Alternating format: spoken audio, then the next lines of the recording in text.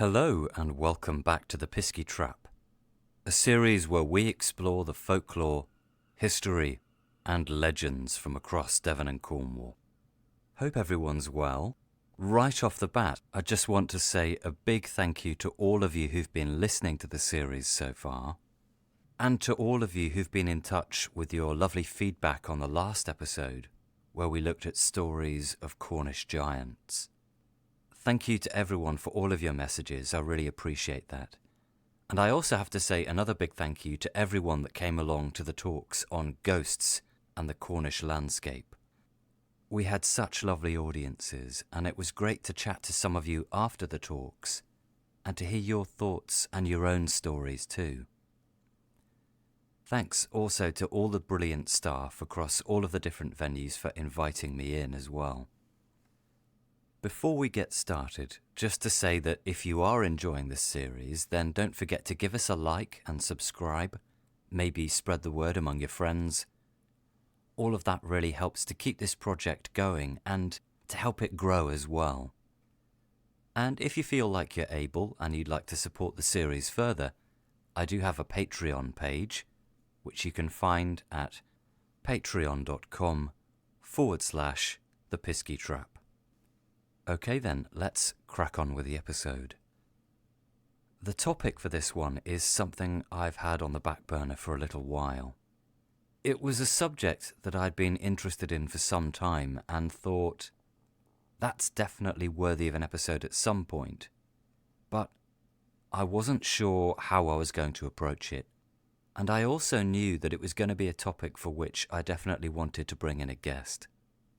It's a story that's become quite famous over the years, particularly among those who study or have a general interest in folklore. It takes us back to Cornwall in the 17th century, and it's the story surrounding a woman who went by the name of Ann Jefferies, and her connection to these beings that are described as fairies. At the outset, I knew that this one was going to require a certain amount of research.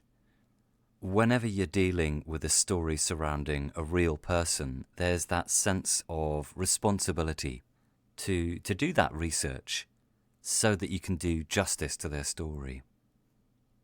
A while back, I'd managed to get my hands on a book called Ann Jefferies and the Fairies, a source book for a 17th century Cornish fairy witch, which was put together by Simon Young. And it's a fantastic book. I highly recommend it. So I read through it, made a bunch of notes and things, and then quite quickly became distracted with other projects that came in, and those notes sat in a pile. If it helps you to visualize it, my desk is usually filled with great piles, sometimes up to about shoulder height, of books and notes on ghosts and piskies and witches and that sort of thing. Then one day, a couple of months ago, I actually had a tidy of my desk, looked back through those notes and decided I was going to get in touch with Simon Young regarding the subject of Ann Jefferies. And he very kindly got back to me and agreed to sit down and have a chat. In this episode then, you're going to be hearing extracts from our conversation about Ann Jefferies.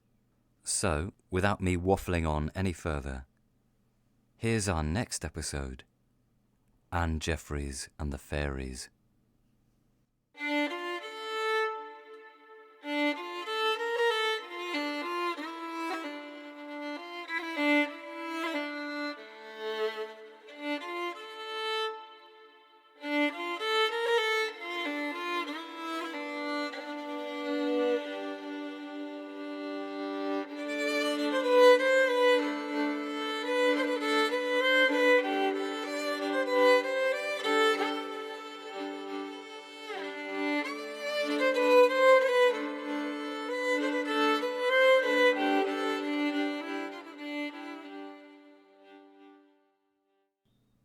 An account of one Ann Jefferies, now living in the county of Cornwall, who was fed for 6 months by a small sort of airy people called fairies, and of the strange and wonderful cures she performed with salves and medicines she received from them, for which she never took 1 penny of her patients. The opening words there from a pamphlet published in 1696, written by Moses Pitt, which gives us an account of Anne. And it's almost certainly this pamphlet that has drawn people's attention to her over the centuries. Without it, we probably wouldn't know much about her at all, and her story may well have been lost to history. I first encountered Anne in a book called Cornish Characters and Strange Events that was written down by Sabine Baring-Gould back in 1909, and it drew from Pitt's original pamphlet. As soon as I started reading her story, I was fascinated. Here you had a young woman in her late teens who was said to have been fed by these beings referred to as fairies, and that she was said to have been gifted with this power to heal and to cure people. Because of this, she's sometimes referred to as a fairy witch. I think I was also drawn to this story because of the amount of detail in this account. And I guess I found that surprising, considering this was a story going back to the mid-1600s. Obviously, you have to take this man Moses Pitt's word for it. But something that made this even more compelling was that he'd actually been around at the time of the events, as a young boy. In fact, he'd even been looked after by Anne. For a long time, it seems that no one had been able to track down the details as to where Anne was born. But back in 1931, a writer and folklorist in Cornwall named Barbara Spooner made an interesting discovery. We know that later in her life, Anne married a man by the name of either William Werin or William Warren. And in looking at the marriage records, Spooner realised that her name was listed as Elizabeth rather than Anne. So when she looked at the parish records for St. Teth, there she discovered an entry in the baptism record dated the 13th of February 1625 for one Elizabeth, the daughter of Thomas Jefferies. So it seems that Anne, as she came to be known, was born Elizabeth in St. Teth early in 1625. But we think that sometime around her mid-teens, she went to live with the Pitt family. This is what Moses Pitt writes. It's the custom in our county of Cornwall for the most substantial people of each parish to take apprentices the poor's children and to breed them up till they attain to 21 years of age, and for their service to give them meat, drink, and clothes. This Ann Jefferies, being a poor man's child of the parish, by providence fell into our family, where she lived several years.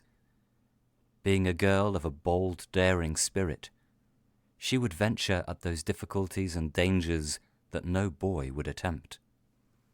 So she seems to have lived as a servant in the Pitt household, presumably as a sort of au pair or a nanny to the children, including Moses. And we're given a tantalizing insight into her character there, where she's described as having this bold and daring spirit. The pamphlet then goes on to tell us of this first encounter with these characters known as fairies. And I quote, "In the year 1645, she then being 19 years old, she being one day knitting in an arbour in our garden, there came over the garden hedge to her 6 persons of a small stature, all clothed in green, which she called fairies, upon which she was so frighted that she fell into a kind of convulsion fit." Here we have then the first mention of these characters, these little people dressed in green, known as fairies. Interestingly, later in the pamphlet we're also told that these little figures are seen in even numbers as well, that there are never less than 2, and never more than 8 of them. Then we're told that she falls into this convulsive fit, and this results in an illness that seems to have affected Anne for a while afterwards. All of this instantly had me intrigued, and I thought it's definitely worth discussing Anne's story and this fairy encounter with someone who knows a bit more about this sort of thing. And I thought, who better to speak to than the person who'd actually put together this source book on Anne? Dr. Simon Young is a folklore historian from here in the UK, now based over in Italy. He's written a number of books and articles on different aspects of folklore. He's also the co-host of the brilliant Boggart and Banshee podcast.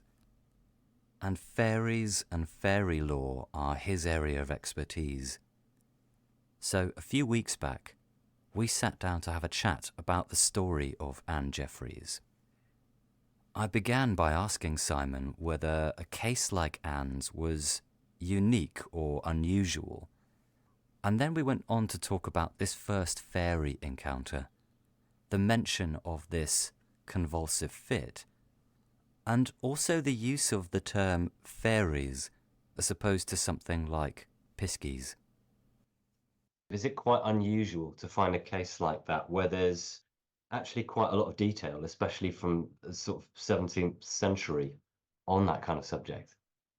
Yeah, I would say that in Britain, let's limit it to Britain, we Yeah. probably have about 30 cases of local healers, cunning people who had relationships with fairies.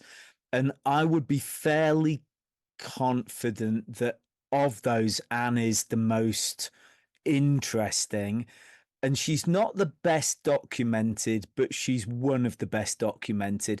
And if I can just share a sense of frustration here, if we had a little bit more, there's a book in Anne, but I don't think there is quite enough.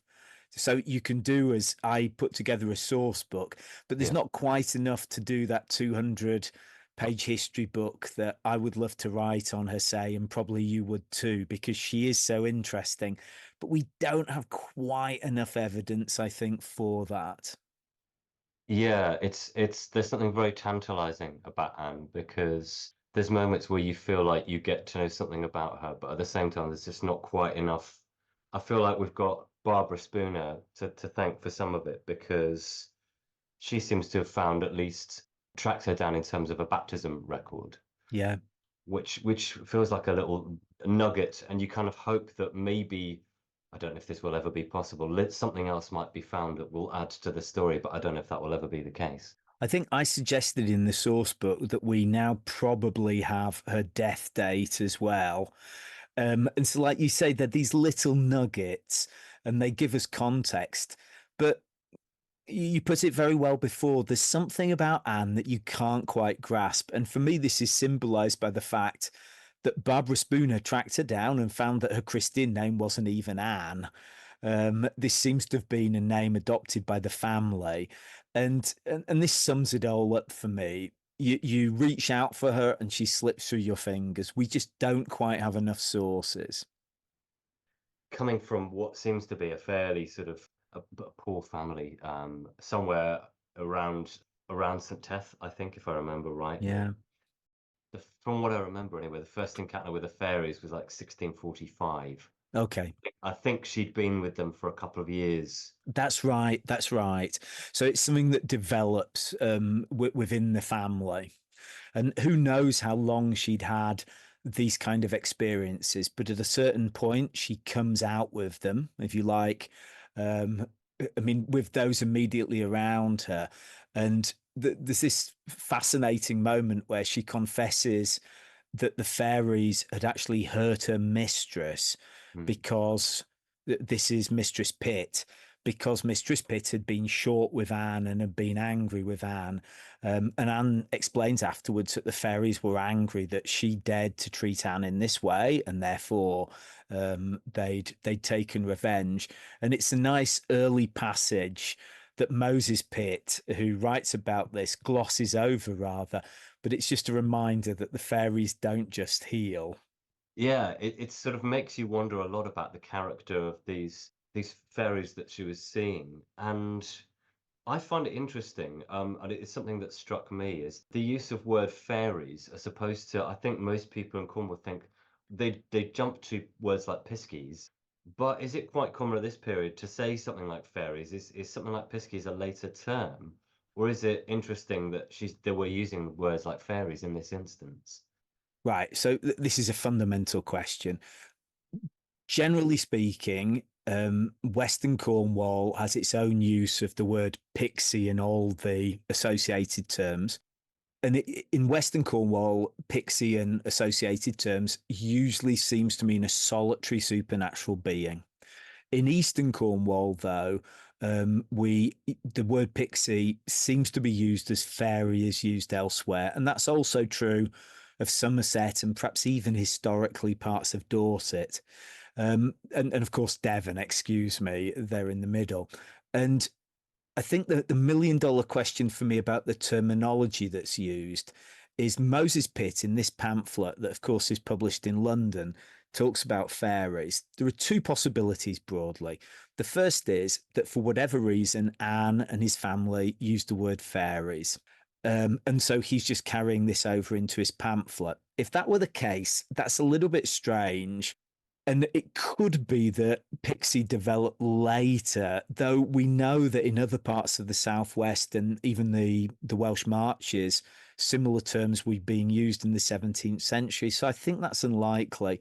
I think the most likely definition, excuse me, I think the most likely explanation is that Moses Pitt was translating for a standard English audience.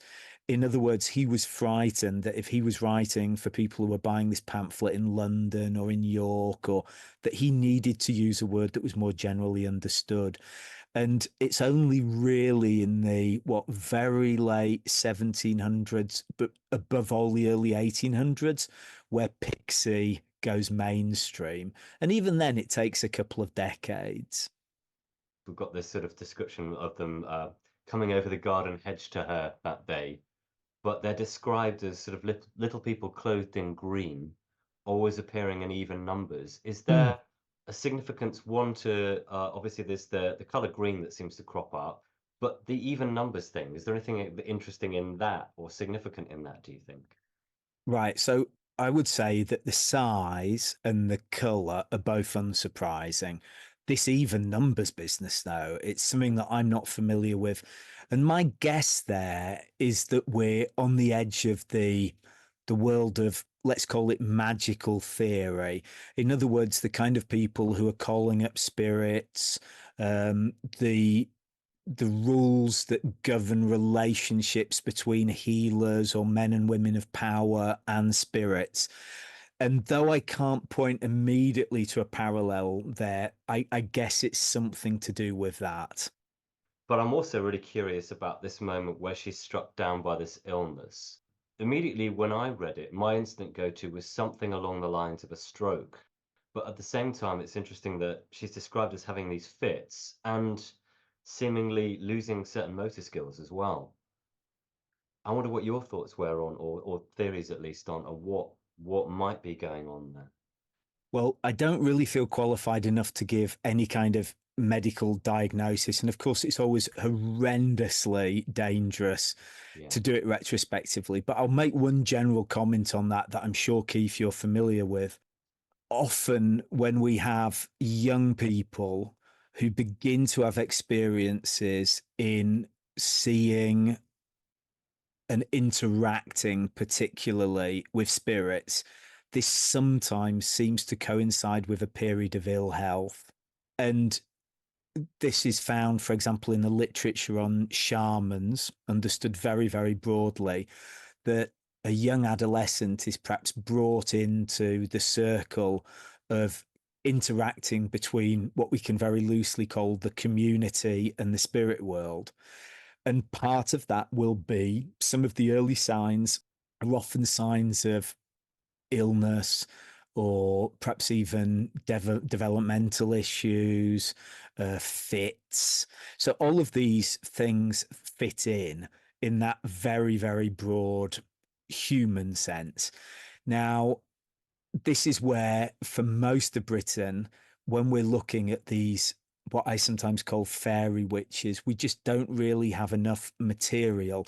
And this is where Ann Jefferies is so special, because thanks to Moses Pitt, we just about have enough to see this early phase. But in that way, perhaps the illness that she's having should be seen as some kind of spiritual process. Whether it was also an illness or not, I don't pretend to know. I suppose that some people would say that it was spiritual but psychosomatic. I don't think we even need to worry about that. The good news is, from the point of view of Anne, that she would live a pretty long and healthy life. So it's not as if she's being struck down by some very serious neurological progressive condition or anything like this. I'm intrigued by this relationship Anne has with the Pitt family and how the story starts to develop from here. Following this initial encounter with the fairies, Pitt writes, "When we found her in this condition, we brought her into the house and put her to bed and took great care of her. As soon as she recovered out of her fit, she cries out, 'They are just gone out of the window! They are just gone out of the window! Do you not see them?'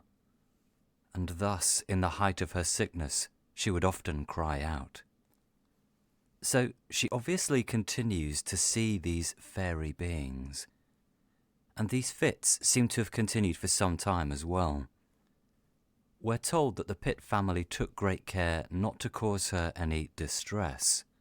And in fact, when Moses Pitt's grandmother passed away in April of 1646, they were reluctant to tell Anne about it, for fear that it might have increased her distemper, she being at that time so very sick.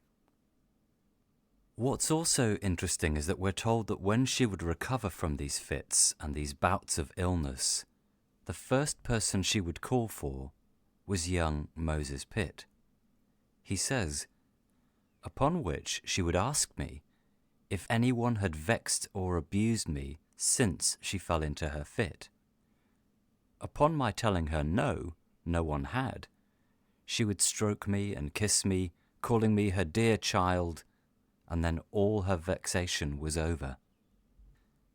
This protective feeling towards Moses is an interesting one, and given what will develop later in this story, her asking him whether anyone has wronged him is the implication here that Anne was perhaps willing to set these fairies on anyone who had vexed him. Pitt goes on to tell us that as soon as she's recovered her strength following this illness, she would constantly go to church to pay her devotions to our great and good God and to hear his word read and preached. So he's obviously emphasizing just how religious she was. I asked Simon his thoughts regarding this seemingly quite close relationship with the Pitts, and also Anne's religiousness. I find it intriguing, that relationship that they seem to have with Anne. She clearly has a real affection for Moses Pitt, but they worry about causing her stress and things like that. There's that sense that they don't want her to fret, and that's why they didn't want to leave her in the house on her own, for example, that day, and so she has to wait in the garden. Does that strike you as unusual or particularly stand out because she's effectively brought in, I guess, as a sort of servant or as an au pair or a nanny? I find that really interesting that they have this seemingly quite close relationship with her. Yeah. We live, of course, in a world where servants are now very, very rare. I mean, if you said to me last Saturday, I was at my friend's house and the servants came in and brought us dinner, I would think, my God, what kind of circles does Keith move in? Whereas if you go back before even the Great War, servants were a huge part of the economy. And this is particularly true in the 19th century, and then going back to the Norman period and beyond. And so it's worth saying that this is a world that we find, I think, very difficult to even imagine now. But I spend a lot of time in the 19th century in terms of my reading, and there were lots of servants there. And I've always been impressed by the way that you have very different relationships with different families. So some families are absolutely ruthless with their servants. Some families are very loving and caring about their servants. I was reading an account recently of a servant who turns up. Um, she's been given employment by post, and she arrives, and the day after she has scarlet fever, and the mother of the household, just stops everything to take care of basically this stranger for 2 months. Whereas, of course, there are other families where this poor woman would have just been kicked out into the street. And so you have very different worlds, I think, as far as the way servants are treated. Having said all this, if we can say that the Pitts were, at the nice end of the scale, I do get a bit of a vibe through Moses Pitt that maybe Anne had somewhat, what's the right word here, cowed them. She was clearly a rather impressive person. And even if you only believe 10% in her magic abilities, that was still perhaps a reason to give pause. And so I would say I'm sure the Pitts were good people. But at the same time, I think she was a rather intimidating presence. And maybe we'll talk about this in a little bit, but when you see her in prison, for instance, she wasn't someone who bent over and took her punishment. She seems to, for a certain amount of time, to have resisted and have had a strong mind of her own. Yeah, and this is where, kind of coming back to what we were saying earlier about you get tantalizing glimpses of her character. We get, a couple of words that are described like, I think like bold and daring that give Yeah. you little hints. And out of this, I have to wonder, and I'm literally theorizing and speculating here, how she's kind of described as quite religious. And I'm wondering whether this was something that was part of her character pre-illness or whether this was post her illness that she suddenly became quite religious. And we're told that she's illiterate, yet she can, with the aid of these fairies, she can point to passages in the Bible. I find that quite an interesting one. I wonder what your thoughts were on that as well, in terms of that. I mean, let's beam you back to the 1600s and say that you have started to see little people and that you feel that you have a gift for healing, that you've been given a mission in your community. It really is important for your well-being that you are a religious person, because, of course, that gives you a form of protection. Now, Cornwall was one of the least dangerous places in Britain to be what we can very broadly call a witch. But the 17th century was the worst time anywhere to be a witch.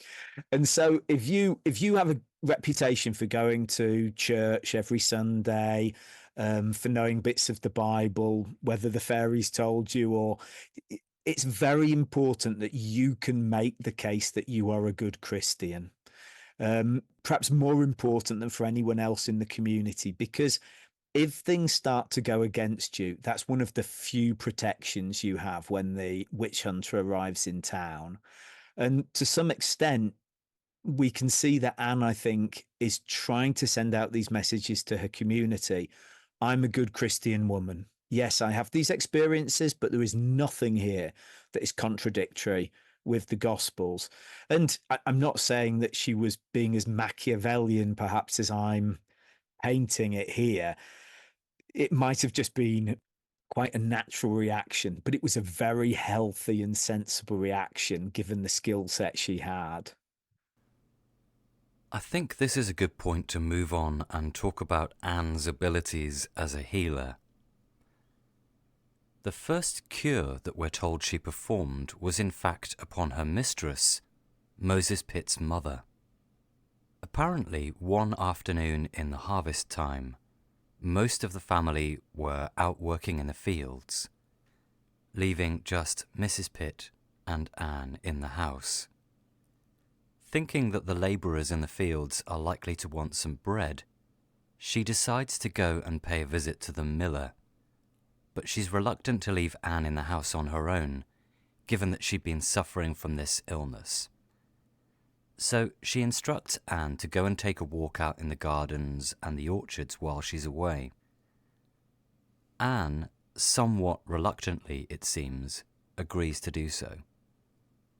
So Mrs. Pitt, leaving Anne out in the garden, goes away to speak with the miller.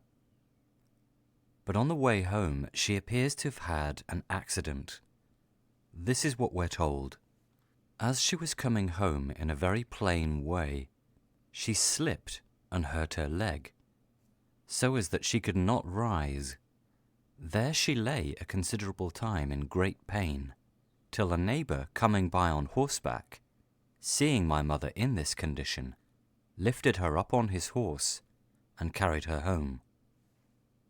We're told that Mrs. Pitt was brought back home and a surgeon in Bodmin called Mr. Lobb was sent for.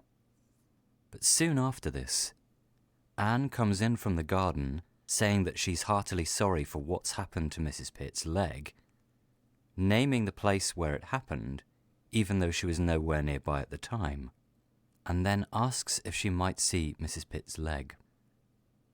Now, it seems she was reluctant at first, but does then agree to let Anne take a look at her leg. And I quote, "Upon which Anne took my mother's leg on her lap and stroked it with her hand, and then asked my mother if she did not find ease by her stroking of it. My mother confessed to her she did. In the end, the surgeon isn't sent for because Anne is able to ease her pain. Mrs. Pitt is then curious to know how she came to be aware of the details of her accident, given that she was away in the garden at the time. This is then the point at which Anne reveals the details surrounding her recent illness and how she came to know about Mrs. Pitt's injury. Moses Pitt tells us that this was her response. "I was one day knitting of stockings in the arbour in the garden, and there came over the garden hedge of a sudden 6 small people, all in green clothes, which put me into such a fright and consternation, that was the cause of this my great sickness, and they continue their appearance to me, never less than 2 at a time, nor never more than 8. They always appear in even numbers, 2, 4, 6, 8. When I said often in my sickness they were just gone out of the window, it was really so, although you thought me light-headed.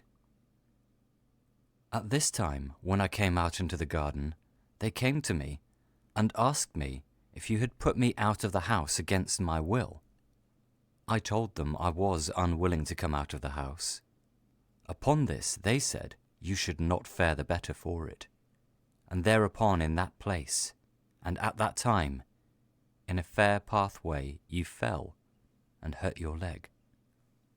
I would not have you send for a surgeon, nor trouble yourself, for I will cure your leg," the which she did in a little time. Some fascinating stuff in there.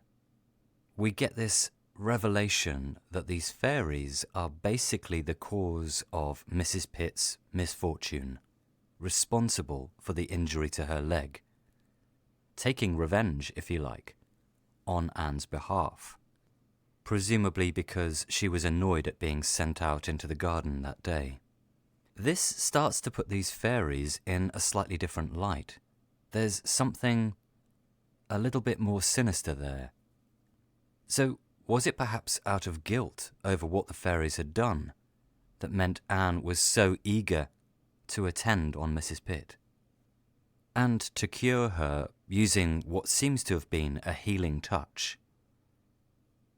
Whatever it was, her treatment of Mrs. Pitt seems to have been successful, and off the back of it, word soon begins to spread of her abilities.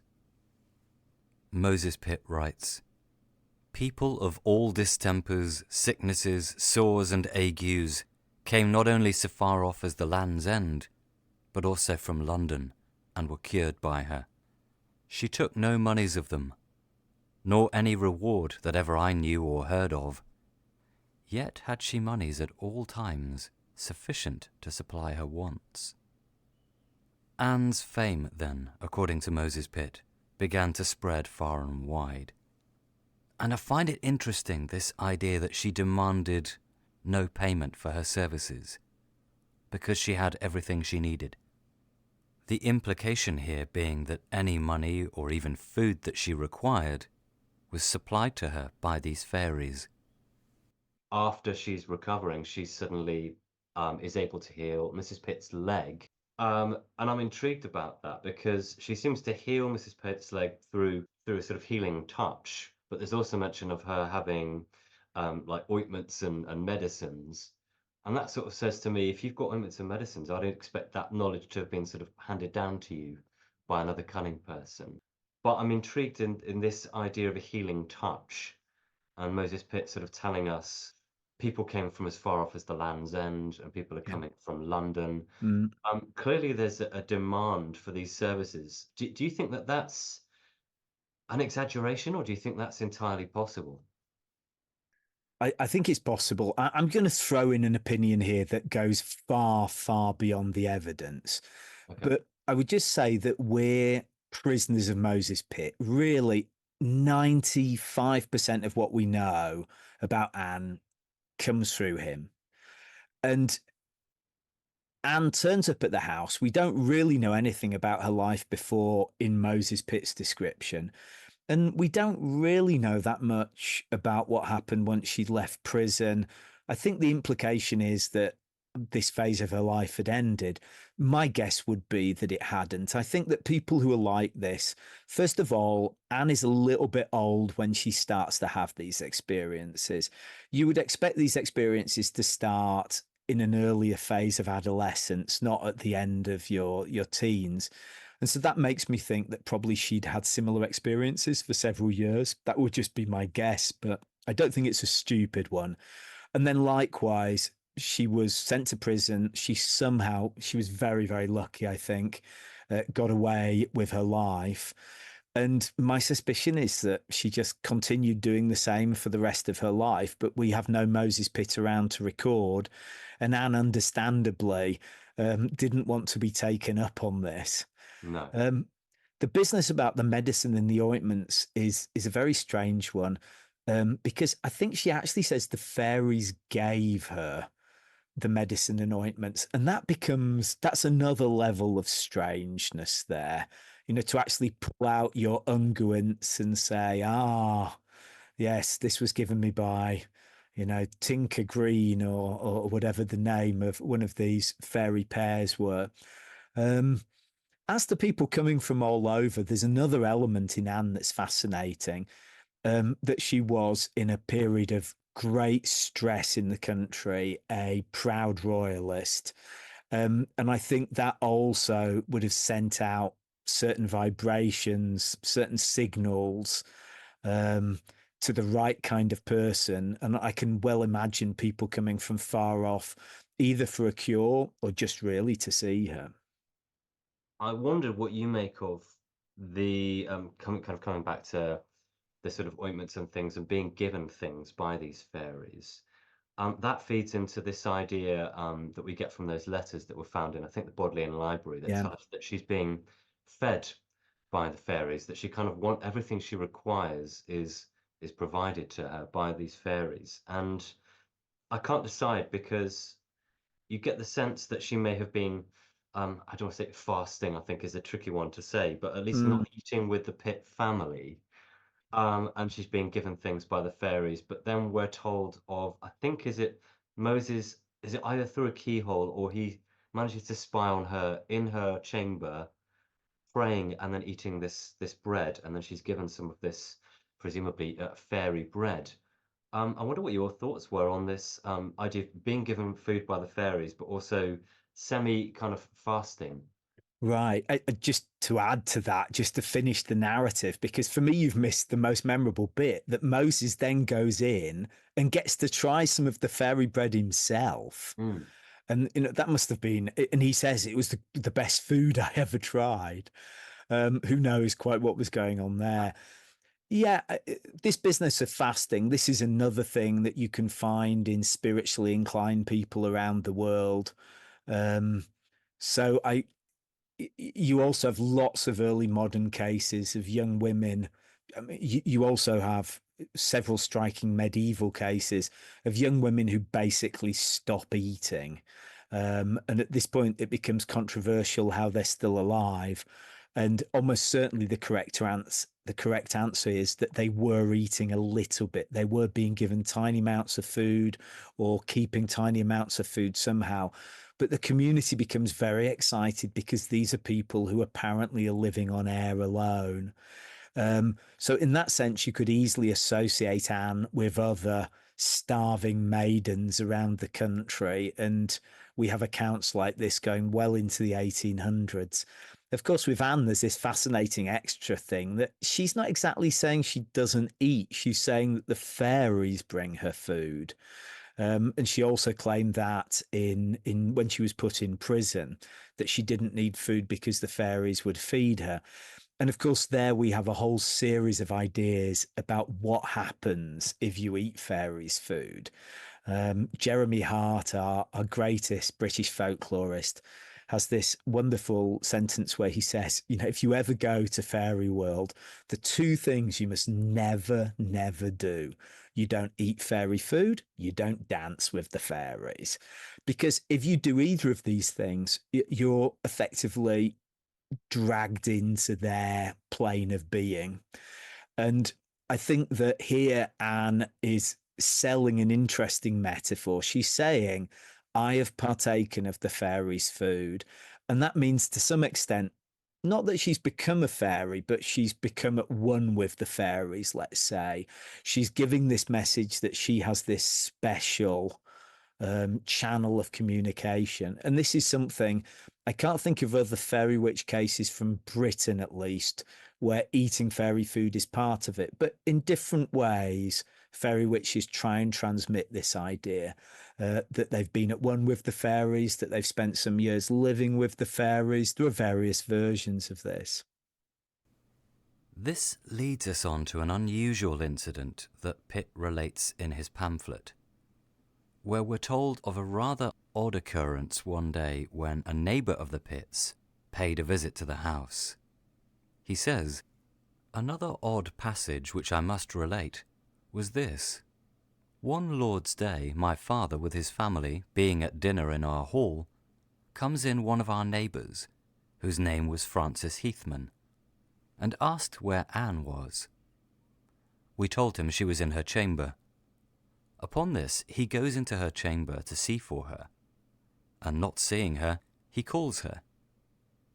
She not answering, he feels up and down in the chamber for her, but not finding her, comes and tells us she was not in her chamber.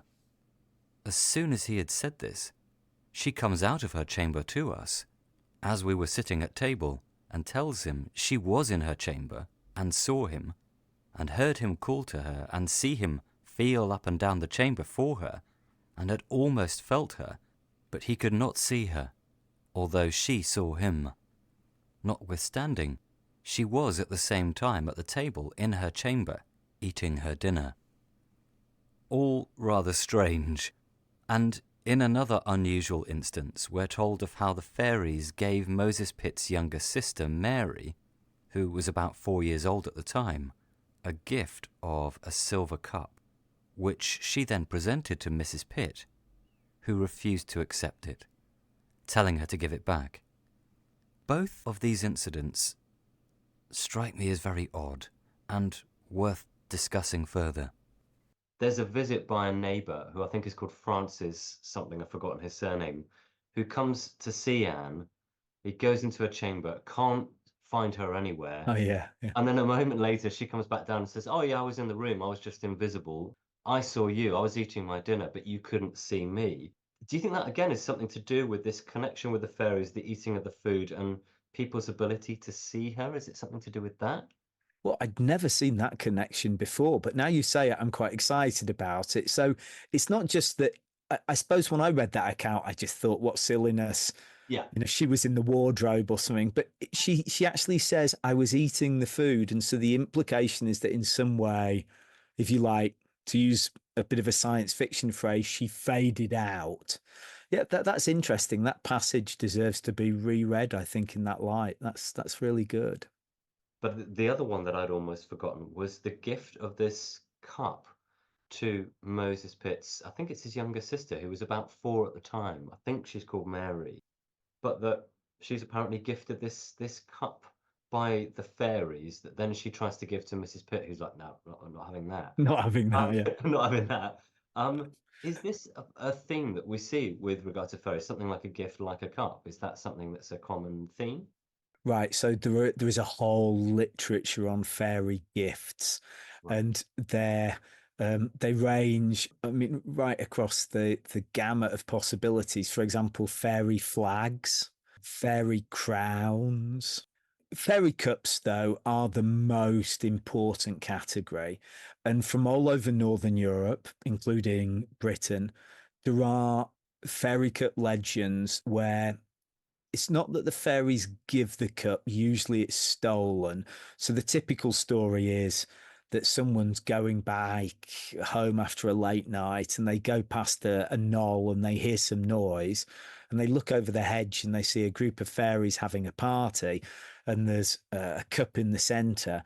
And so the guy runs in, grabs the cup, and then runs home with the fairies chasing him all the way. There's one of these cups that was found in this way in the 12th century, and it was actually given as a present by the English king to King David of Scotland eventually. It was sent around as this great curiosity. And there are still some of these elf or fairy cups that survive today. So this is a whole section here. But what's nice in this case is the story is somewhat subverted because, of course, Anne doesn't steal it. She's given the cup. So she really is one of the fairies' favourites. I think this is the implication. As mentioned earlier, word had obviously begun to spread about Anne and her abilities. But it seems that this fame came at something of a cost. You've probably picked up on the fact that a couple of times during the chat, we make mention of Anne's arrest. So, how did she get into trouble with the authorities? In his pamphlet, Moses Pitt writes, "The great noise of the many strange cures Anne did, and also her living without eating our victuals, she being fed by these fairies, caused both the neighbour magistrates and ministers to resort to my father's house and talk with her." He goes on to tell us what these ministers thought about these beings that Anne called fairies. And I quote, "The ministers endeavoured to persuade her they were evil spirits that resorted to her, and that it was the delusion of the devil. Apparently, she was advised that if these fairies were to call to her again, she mustn't go to them. However, that night, as Anne and the Pitt family were sat in the hall, she told them that the fairies were calling for her, and the family urged her not to go to them. This happens a second time, and again the Pitts tell her to ignore them. But when they call to her for a third time, Anne leaves them and goes off to her chamber to seek out the fairies. Shortly after this, she returns carrying a Bible, claiming that the fairies have told her to point out to the ministers a particular passage in the first epistle of St. John, chapter 4, verse 1, which reads, "Dearly beloved, believe not every spirit, but try the spirits whether they are of God." Now, we don't have the exact details of what happened next, but I can only imagine that this probably didn't go down too well, as we're next told that a warrant is issued for Anne's arrest. And what's particularly fascinating in this story is that the warrant is issued by a local justice of the peace, who was also a steward to the Roberts family at Lanhydrock, and this man went by the name of John Tregeagle, or Tregeagle, who has become a massive figure in Cornish folklore himself over the centuries. There are so many stories surrounding him, and I'll definitely be putting together an episode about him at some point because it's such a big topic. But we're told that this fellow, John Tregagle, puts out a warrant for Anne's arrest, and she is then sent to the old jail up at Bodmin.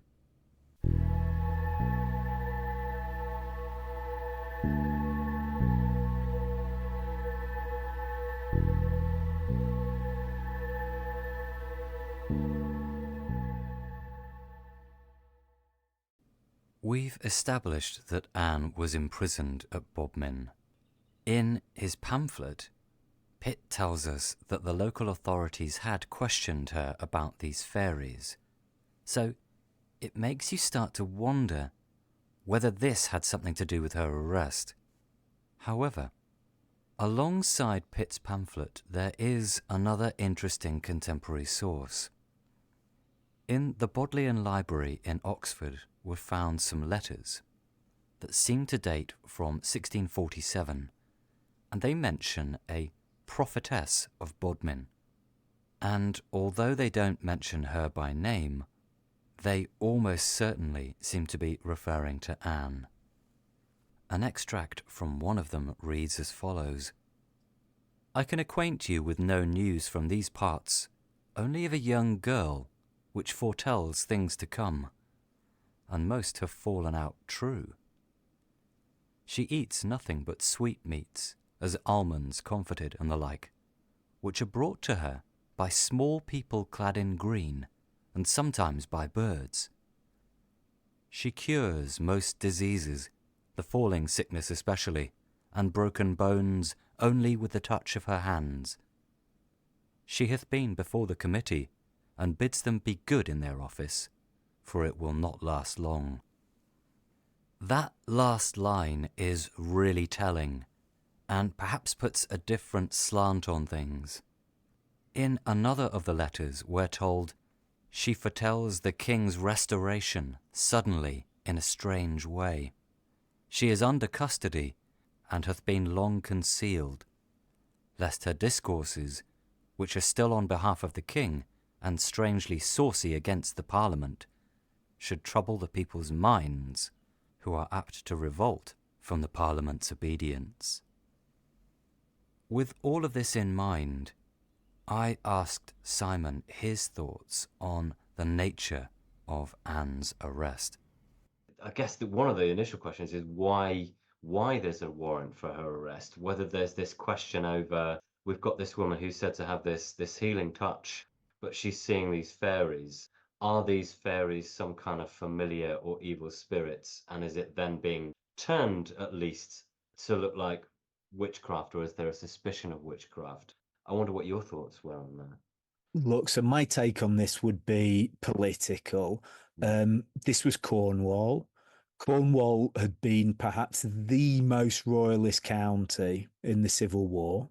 The royalist cause, of course, was ended in ignominy, and in fact, the royalist forces in Cornwall were some of the very last to lay down their arms. And as parliamentarians took over the county and tried to bring back something like normality, they were very conscious of members of the community who they saw as being subversive in favour of the royalist cause. They didn't want people who could become rallying points for a frustrated population. I mean, this is a place where if we'd had a Brexit-style referendum at the end of the Civil War, Cornwall would have voted 80% for the king against Parliament. And so Anne, and we'll never know to what extent she did this deliberately or to what extent she just fell into this, but she goes along with the royalist cause, and it's clear that she says things that perhaps understandably were seen as being inflammatory. And I think this is one of the problems, that if you end up being a healer, a cunning person, you obviously need that low animal cunning that will help you to survive. But because you're getting messages from fairies, angels, or whatever, there's maybe a certain number of filters that you and I would have in this situation. perhaps just aren't there. And I can well imagine Anne just speaking up, because this was the world she'd grown up in, of course, a royalist Cornwall, and she represented that world.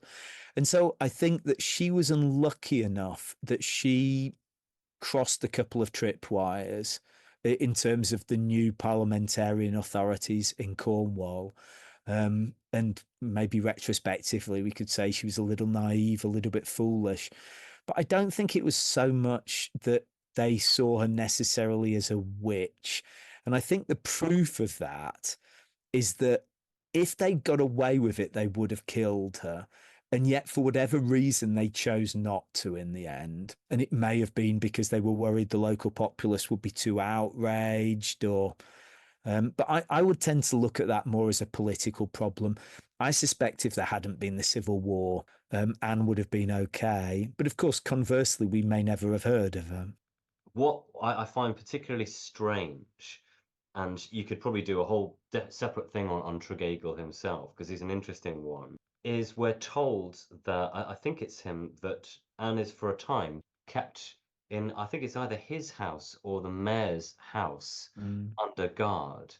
And I wonder, I find that quite an unusual scenario. And is it that sense that they're keeping an eye on her? Is it to do with, because there's been all these rumors about her sort of supposedly being fed by these fairies? Is it a way of kind of going, we can kind of disprove by keeping an eye on you in this close environment, we can almost debunk this to an extent?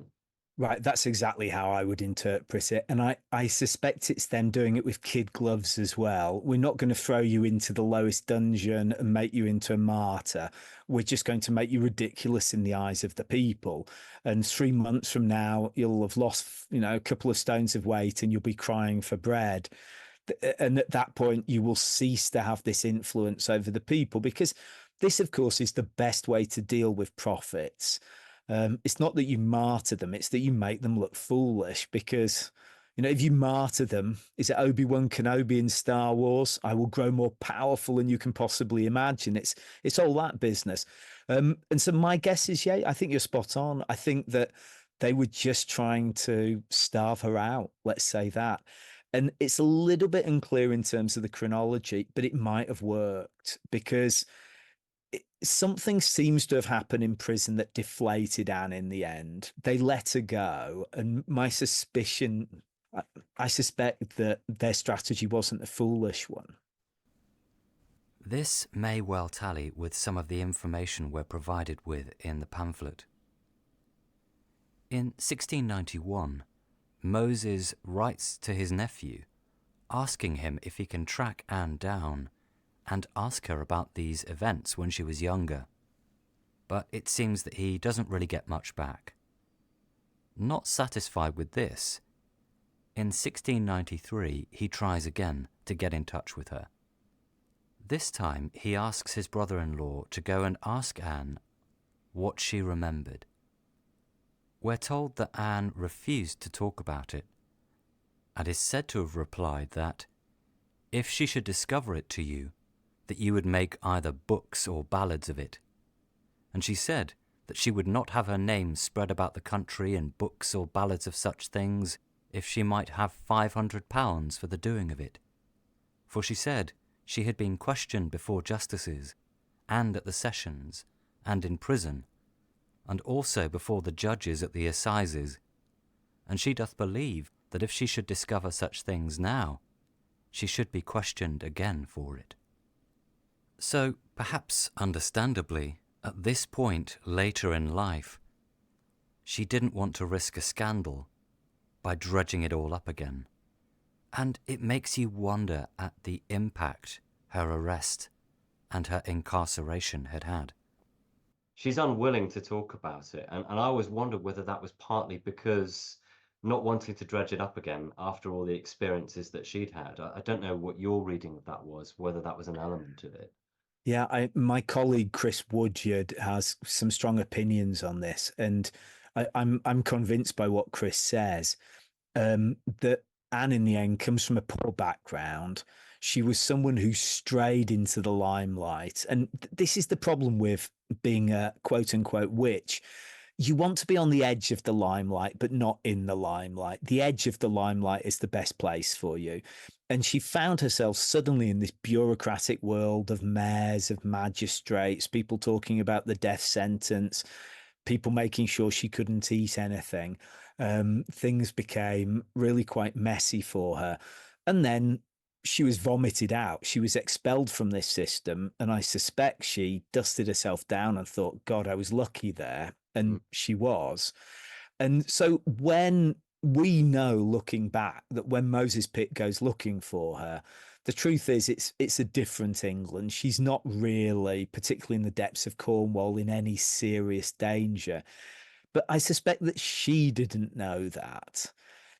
This is typical of rural communities that live apart from towns, that have rules, really their own rules that are quite separate from the rules of urban metropolitan life. And I imagine by this point, she'd been scarred for life by the experience in the mayor's house and in prison in Bodmin. And so I can quite understand why she answered Moses Pitt as she did. But for the record, again, I'm not being a historian here. These are just my instincts. I bet she was still doing what she'd done 40, 50 years before. In other words, I bet she was still healing people. I bet she was still seeing fairies, but she just learnt to do it in an invisible way. She was no longer in the historical record. That would be my guess. That's yeah. I was about to say exactly the same thing because it's you get to this point in her story where she's kind of I think I'm right in saying that she's released from prison, but she's told she can't live with the Pitt family anymore. That's right. Yeah. That's So interesting as well. That yeah, speaks to some of the things you were saying earlier. The Pitts were clearly royalists. They were seen as a bad influence. I always think of her as being the center of it all, but who knows? Maybe there were some unusual relations in that family that explains some of the events too. yeah, because I think from what I remember, Tregeagle is sort of with the Lanhydrock with the Roberts family, and they're all parliamentarians. They're funding the Mm, parliamentarian cause. So you yeah. wonder whether there was you can't, it's hard to say this many years, away from it, whether there were those political differences between certain prominent families and knowing, right, the Pitts are, there's that animosity there. But I think she goes to Padstow, doesn't she? But is it to a relative of the Pitts or something like that? Yeah, because that's the strange thing, isn't it? It's a cousin of the Pitts, I think, which for me seems to defeat the whole purpose of not staying with the Pitts. Yeah. Um, but there you go. And at this point, I think she's ceased to matter. You talked earlier about these two letters in the Bodleian. What's fascinating about those two letters is that she'd clearly become part of the folklore of Cornwall. People were talking about her. They were saying, oh, birds bring her food from the sky. There were rumours going around that these letters recorded. And of course, if you get her out to a house a mile and a half from Padstow, that's it. Yeah. No one's going to know she's there, or no one in parliamentarian terms that's important. And I think, Keith, here I just have to throw in, as a historian, I often wonder about this absolute bizarre coincidence that you have two of the most famous people in Cornish folklore who come into contact with each other. You have Ann Jefferies on the one hand, and then you have the most important figure other than King Arthur in Cornish folklore. You have Tregeagle, who becomes this glorious bogeyman after his death. And I suppose there are two possibilities. One is it's just a coincidence, but yeah, it's a hell of a coincidence. Or the other is that Tregeagle owes part of his notoriety for how he treated Anne. And so after his death, he became this notorious figure in part because of the way he treated our Anne, our prophet, the Maid of Cornwall. It's frustrating that we had this big gap in a way from when I guess around the time that Anne kind of goes off and gets married. We're not really given any more hints other than I think there's a mention that she did perform other great cures, but I think that's all we get as far as I know. I suppose one little detail you can add is her husband seems to have been a relatively important person because he was an assistant to one of the county's nobles. He was, can we say, a factotum, a kind of a dog's body, but an important dog's body, the kind of person you could send around to deal with tasks.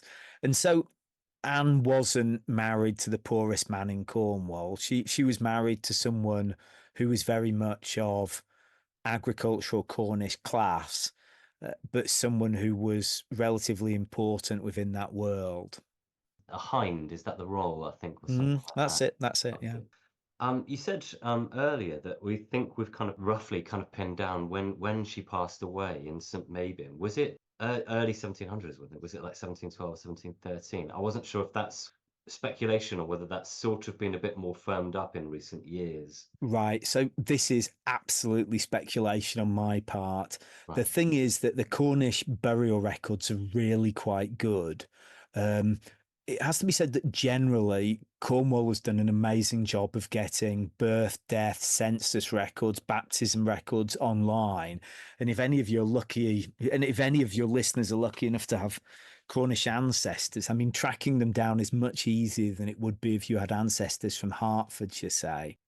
And so I just went through those records, and that was the name that stood out. It was a fairly rare surname.